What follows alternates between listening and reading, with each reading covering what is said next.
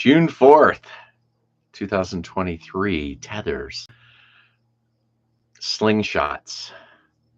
And what I find interesting about this message is Chelsea's a little uncomfortable to do it.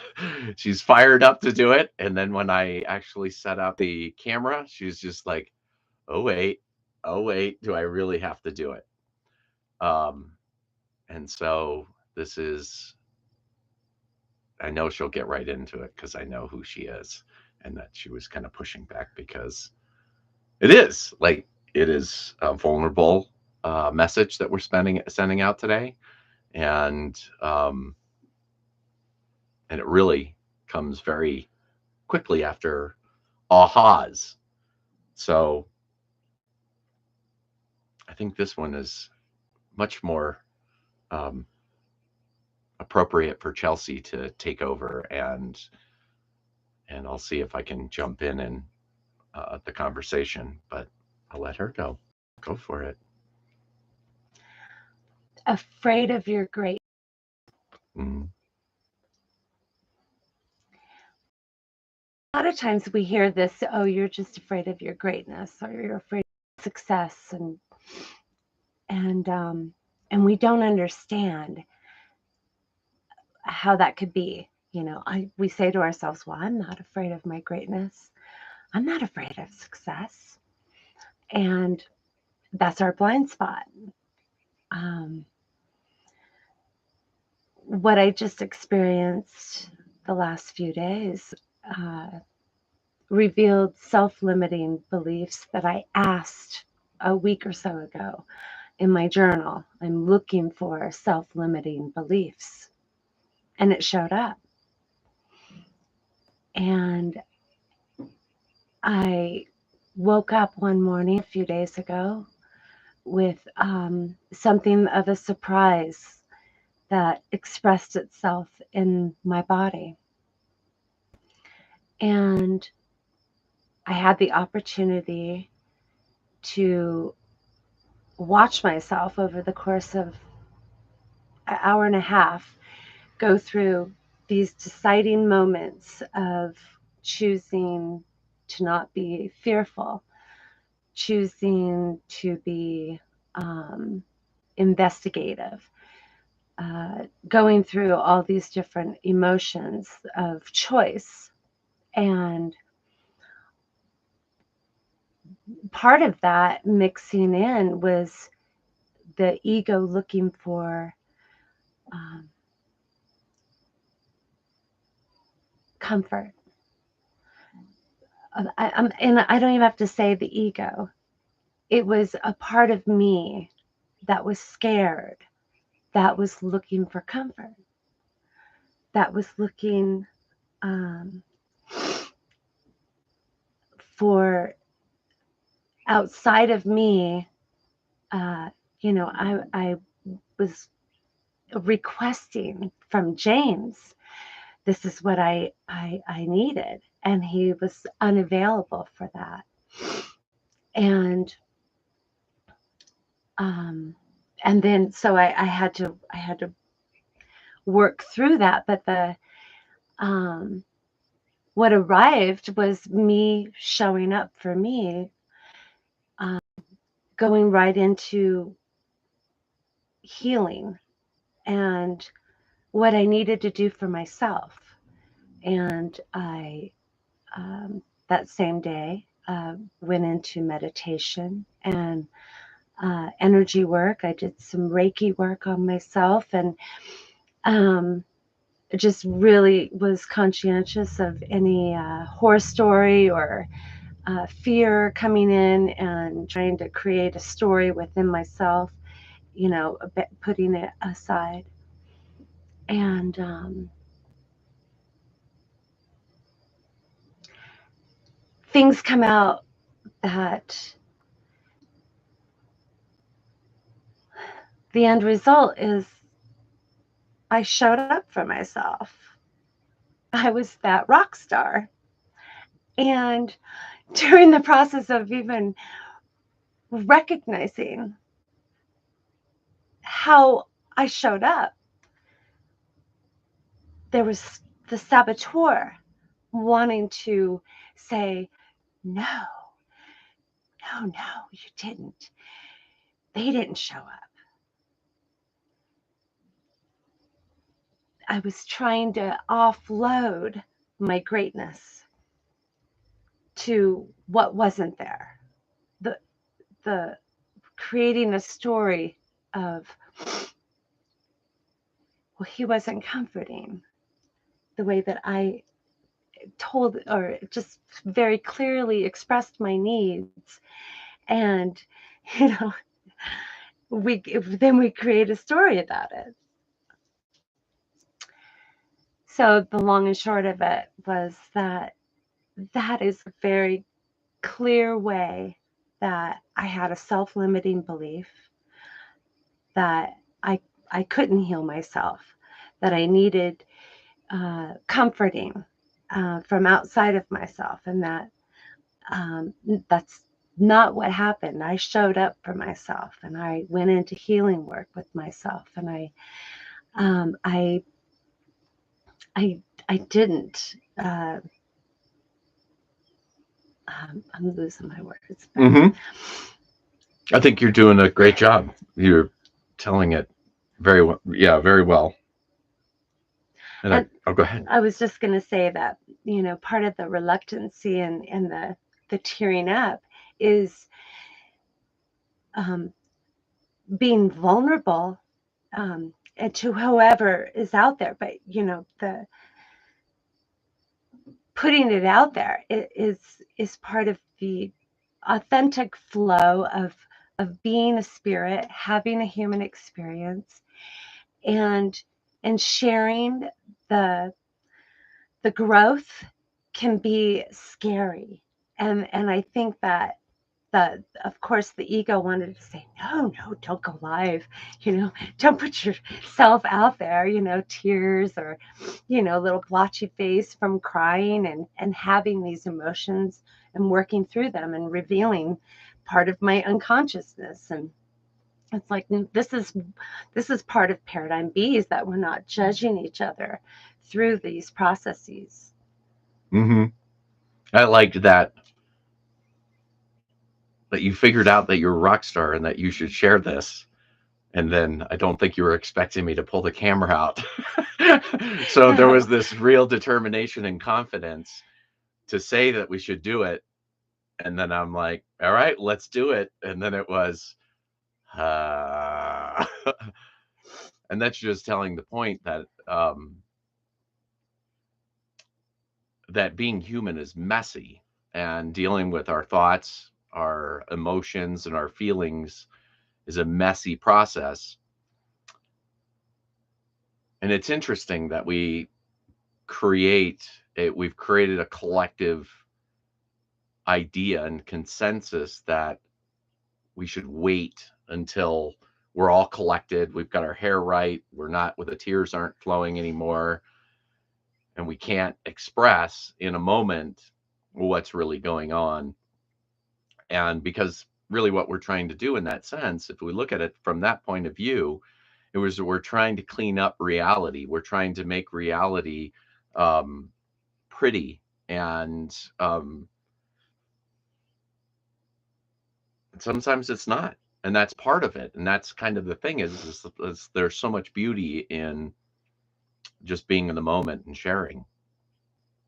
So is there anything else you wanted to share? And it's definitely add on to what you shared, but I wanted to let you have an opportunity to share everything that felt right for you.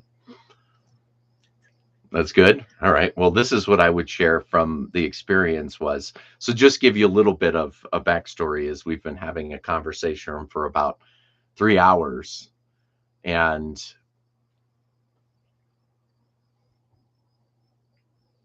it finally came to really what the big aha, we were waiting for the big aha to come to, was that came out of it was, what's the underlying thing? What's the um and my point was is that Chelsea had like the part that came that wasn't revealed to me right away. This wasn't something that I understood. It took a long time in our conversation to understand what was going on, and then just to look at it from objective point of view of what's happened over the last 3 days, whatever it has been for what we've been discussing, was you're a rock star. Is that you had like that was the thing that I kept saying is we figured out you're a rock star. Like you did it yourself. And but there was a lot of her trying to express, well, I have these needs and these kind of things. And I was like, I just kept going back to, but wait, you rocked it out. Like you did the thing. And that wasn't something that we was even discussion. Like she went inside, Reiki things that she did for she asked for boundaries, and I need some time for even though we had a lot of stuff going on, she asked for her the boundaries she needed. She did the work manifested, and she did something that just even recognizing it, that had some just regular person or how to explain this is that most people wouldn't have done what she did, and she did it, and she accomplished it, and it was amazing, it was great. And then to look at it, it was like that was what she was fighting the whole time was, if this ever happens again, I don't want it to go down this way. I want comfort, and I'm going to have friends to comfort me, and I'm going to need this. And I was just kept saying, but wait, you're a rock star. Why do you need to pre-digest that this, first of all, is ever going to happen again? But why do you dismiss the idea that you already have all the things that you need inside of you? And so the point of this being about tethering was that we both needed to step in and just stick with what was happening and be honest from the point of, because this hasn't been a comfortable conversation with me. Some of the things that I had to say out loud weren't weren't what I would want it to be. And to be that she needed comfort one day, and I woke up in a disposition, couldn't sincerely give her what she seemed to want in that moment. And in that moment, I told her, "Listen, I'm just not there. Like I don't know why I'm waking up with the disposition that I'm waking up in, but what I can tell you is this is what the universe is giving you today. This is the version of me that's coming in, and it's like, do I want to be this?"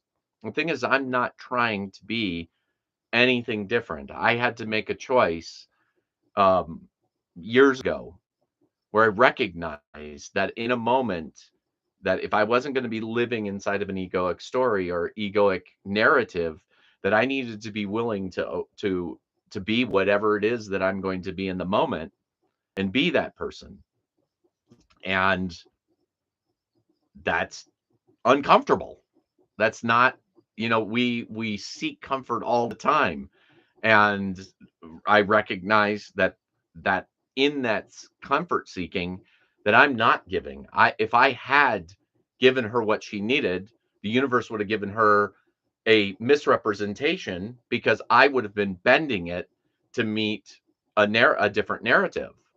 Because on any other morning, I wake up joyful and be like, "Oh yeah, come on in," or whatever else. And it's like just that morning, I was off, and I didn't get mad at myself for being off.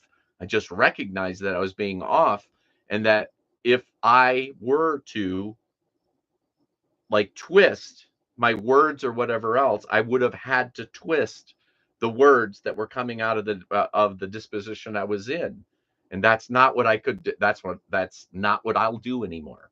And that's the tethering. That is holding a point of view and then giving honest feedback as best as I can, as like, this is what I was experiencing inside.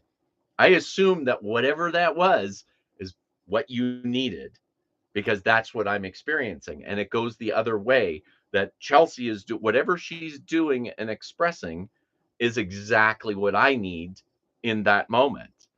And so we're not in a mind of trying to be different people and say different things, we are saying the thing that is the most important thing that comes out in that moment, which is to describe what we're going through in that Mhm. moment as accurately as we possibly can. Mhm. And that's how we pull ourselves out of narratives, Mhm. the egoic narrative that is encapsulating us. That's this framework.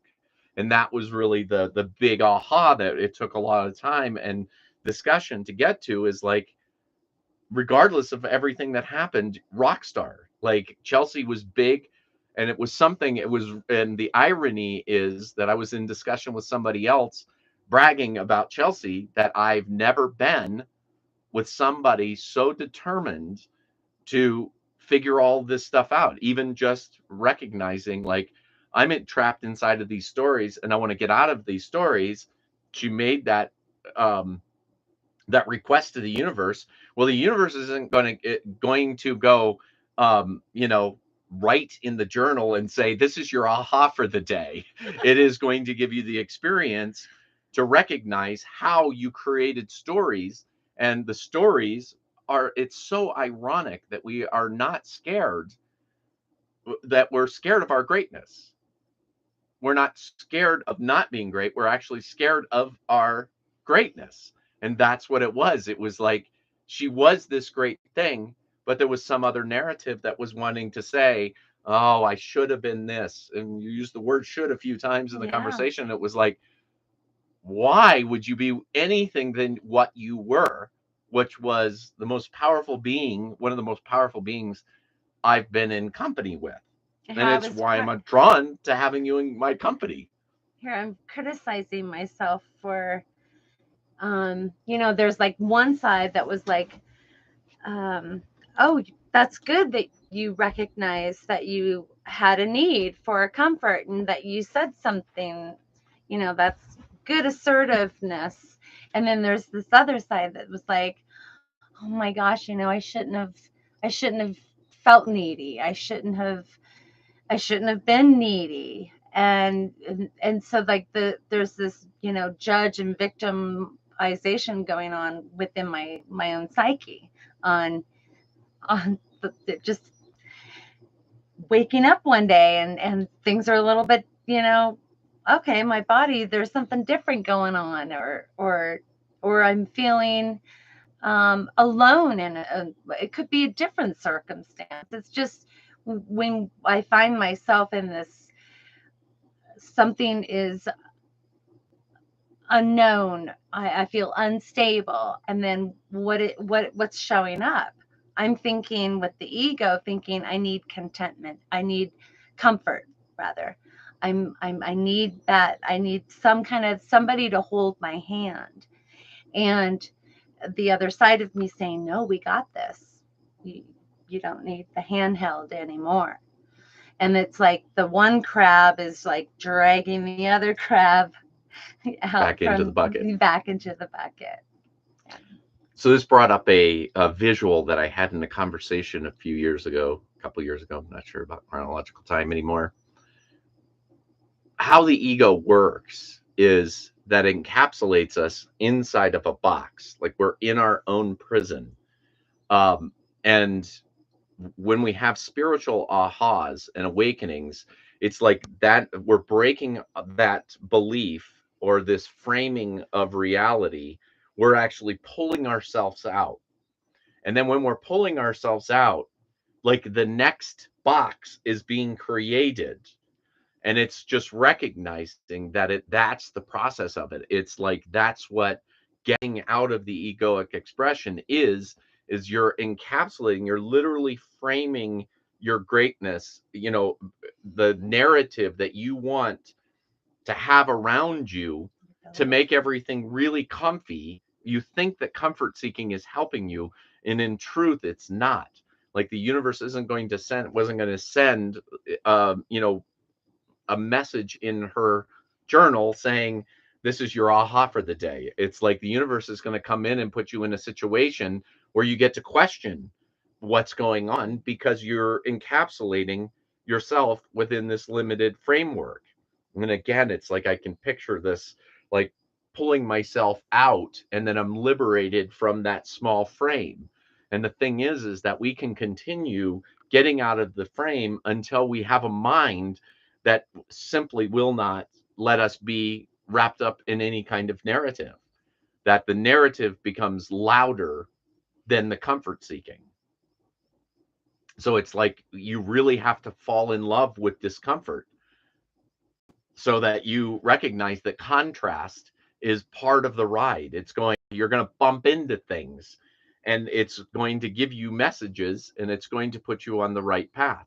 And that's the idea of being a good tether for other people is if you are trying, and if Chelsea and I, we have determined that we're not relationshiping.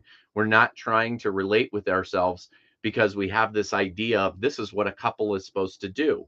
We're relating with each other as human beings, giving each other feedback, and then we're determining, heck, do we still want to hang out with each other from that point? It's like I have nothing inside of me, and I don't want to speak for Chelsea, that says, well, I need a woman who's going to act this way or act this way. It's going to be like every day. Am I waking up and going, this is what I want in my life? And I'm being honest about it, and I'm being sincere, to the point of sincerity. And if I start to feel like, oh, this isn't the thing that I want in my life, then I need to say it. We both need to be responsible for being loyal to ourselves. Absolutely. And so think about this. This is a very different way that relationships are often taken in the world. If you just look at how people even ask questions about the other, like how do I attract a um yeah, and from that point of view, there was a funny response to it was put a beer under a box, and then basically when he goes on to get the beer, yeah, the box will entrapment it. And it's like that's relationshiping. That's where you're looking at it from her being a woman, and how can I learn what it means to be a woman. And so if I know what it means to be a woman, then I just need to satiate the woman part of her. It's like, oh, she just needs flattery. I just need to tell her every day, like, you're just so beautiful, or whatever it is that we would say that a woman needs. Or, from her point of view, it's like, what does a man need? And then she needs to go out and fulfill that need. So this is a different point of view. It's not saying that those aspects don't happen within women and men, but you can say, like, I've got this, I kind of like this a little bit more or whatever, and we can and then it's like, well, why do you? Then we can ask ourselves, and that's what we're constantly doing, is asking ourselves, like, why do I need that? Or and then it's just a different way, and it all comes down to one thing, is we're both tethers for each other, that the promise that we have is based upon being human. It's based upon dealing with reality rather than dealing with a narrative that one person's telling inside their mind, and then the other person's telling in their mind. And then going, okay, so how do I succumb to whatever narrative in her, and then how does she come to some narrative in me, and we have some agreement that he's just not like this, or she's just not like this. It's it's just honest and better, sincere feedback. It's harder to do that in the moments when it's uncomfortable. It's uncomfortable. It's like, and that's what I tried to voice in the moment, was that I can't give you sincerity right now. Like, I'm disconnected. I'm not in that state right now. And my feedback was, this is what the universe has given you. So take whatever that is and you run with it, and whatever that is. And if I have to be the villain in that situation, then that's what I am. And I have to be willing to be that villain, because that's what that moment needed, was somebody to play that part. And I got chosen to play that part in this particular situation.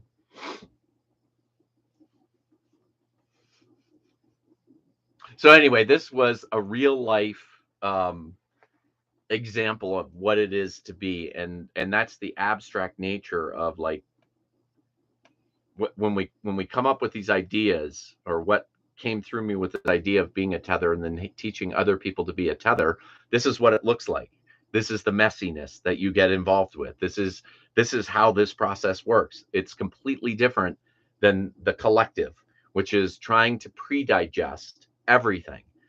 Pre-digest prejudice. So basically what I'm saying is that Chelsea should be, by this is what our collective does, is it says Chelsea's a woman, so she needs to be treated by like this by a man, whatever that is. Everybody's trying to come to consensus of the silliness, and basically that's what it's saying is, and we tried to do this to ourselves. I tried to do this. I tried to be a man, that the world, the collective agreement of whatever it was to be a man, I tried to be that for a long time.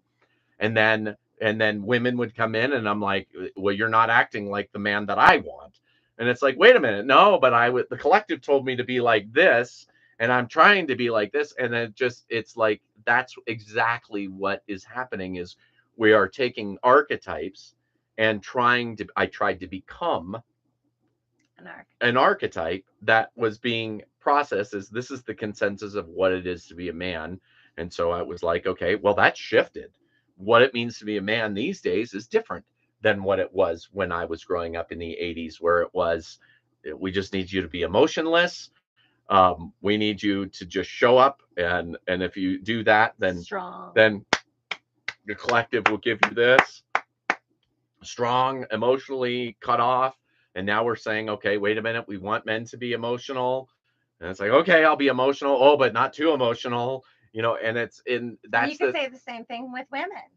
Well, yeah, exactly. It's And that's so what's when we're trying to bend, and that's exactly what the collective does, is it tries to bend the world to meet some kind of narrative, collective narrative that we want. And hopefully this isn't too far outside, but this just came through to me. There was another question about, like, what do you think about a woman? Seems like it's going to be off topic, but I think it does. Like a woman going topless.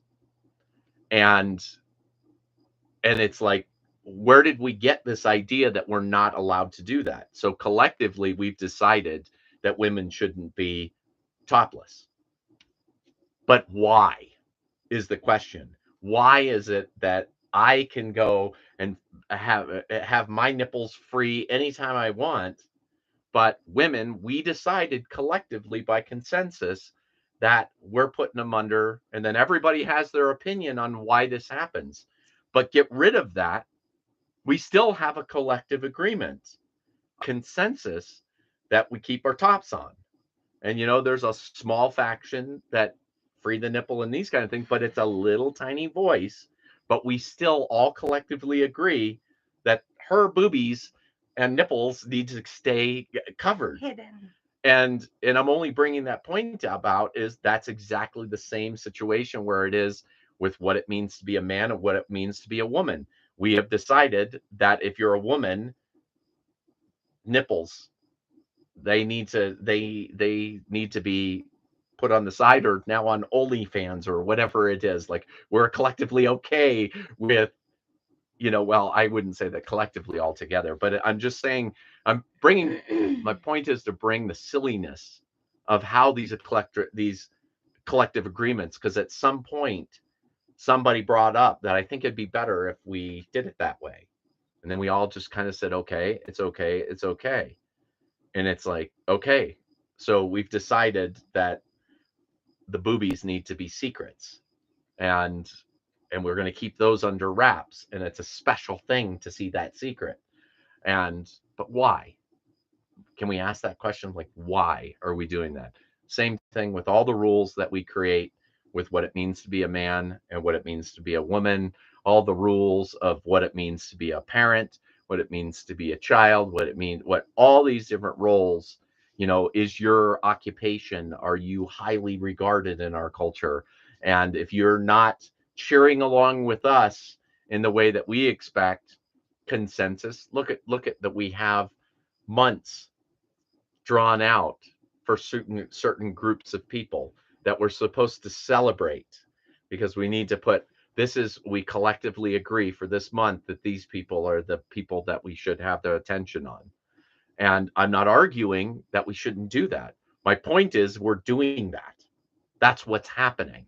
And then there's disagreement in this month that the people in this month don't deserve it as much as another group of people do it. Do you see what we do? Like this month doesn't, it's not as deserving as that month. Right. And then that other month says, well, wait a minute, I'm not as important and I should be more important than either of you. And then everybody's fighting for hierarchy Right. And it's like a value. of It's a value, identity. and then it's saying, you're going to get higher. You'll get higher value uh, consensus wide if you walk this line.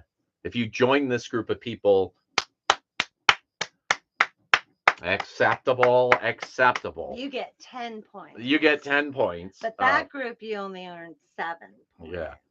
So the point is this is the process of like we're doing this. It's not a matter of saying it should be this way, it should be this way. It's what we're doing by being tethers with each other is the only thing that we can be is responsible for ourselves and self-correcting ourselves, taking on our own psychology, being loyal to ourselves. That's the only thing we have control over. But we can make agreements to be tethers with each other, to help each other to untangle ourselves from these attachments and these webs that we weave. what that we weave, that if we want to live in a different way. And this tethering idea is really what it wants to do is take the idea of hierarchy off, because then it doesn't matter. It's not saying you're where this place and you're this place. That shouldn't be part of the discussion. It's wherever you are. Places you're going to be a little farther along in your story, and other places, and the whole aspect is being clear. So meaning that what is important, what is the thing that is the most important thing is, out of the relationship, did you get balanced? Are you more balanced? Are you more harmonic? Have you calibrated your psychology to you and the universe, not to you and all the collective agreements that everybody's made out in the world? It's how are you connected to the whole? And that's what being a tether for somebody is. And this is what it looks like in real time. Mm-hmm. Connected to the whole, like the oh, I should share that poem from Go for it. Because I think our last slingshot we were touching on me sharing this poem, but I was like, nope, not today. It is said that before entering the sea, a river trembles with fear. She looks back at the path she has traveled from the peaks of the mountains, the long winding road, crossing forests and villages. In front of her, she sees an ocean so vast that to enter there seems nothing more than to disappear forever. But there is no other way. The river cannot go back. Nobody can go back. To go back is impossible in existence. The river needs to take the risk of entering the ocean, because only then will fear disappear, because that's where the river will know it's not about disappearing into the ocean, but becoming the ocean. And I would add to Cahill Gibran that it's becoming the ocean, and an even bigger expression of knowing that you are the ocean, you are the streams, you are all the rivers, and everyone's just, finding their way. Yes.